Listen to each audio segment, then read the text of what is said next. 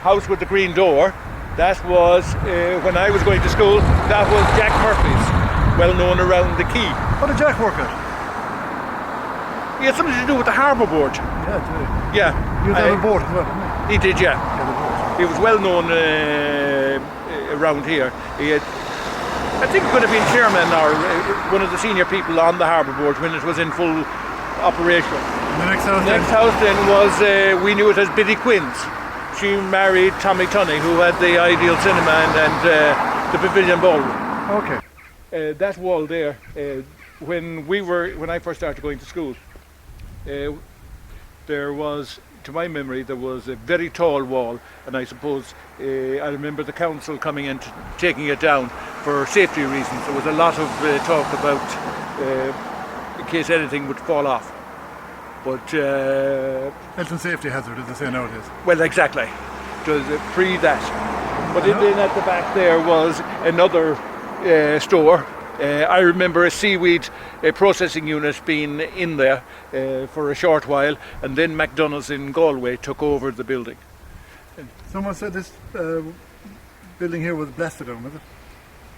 I don't think so. I never remember hearing anything about that. From what I was told, that Gills, that was, I can remember it as being a public house, but I understand as well that before that it was a police station, and when the Clubay disaster took place, the coffins were stored across the road there in the warehouse as you go into the estate, and that was the police station that dealt with the disaster and the police.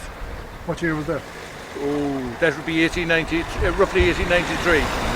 Give or take a year now. I'm not 100% on the. And who had the pub down there at that time? It was a pub later. It was the police station first and the pub later. And who had it at the pub? Can you remember the name of the person? Well, it's referred to in my day as Gills. Gills Yeah, pub? Gills pub, yeah. Oh, okay, right. Yeah. And the building next to it then is the custom house? The customs house. And that was the customs house until fairly recently, wasn't it? It was, yeah. Oh, Up until, yes, it must have been into about the mid-80s anyway. The building behind us, it was a warehouse.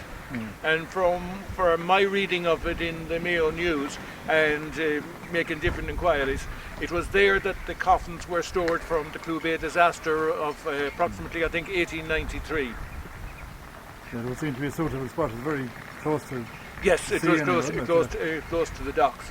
So you had, it was easy to bring ships to come in. The police station, as we pointed out, was round the corner. Yeah. The customs house was there, so that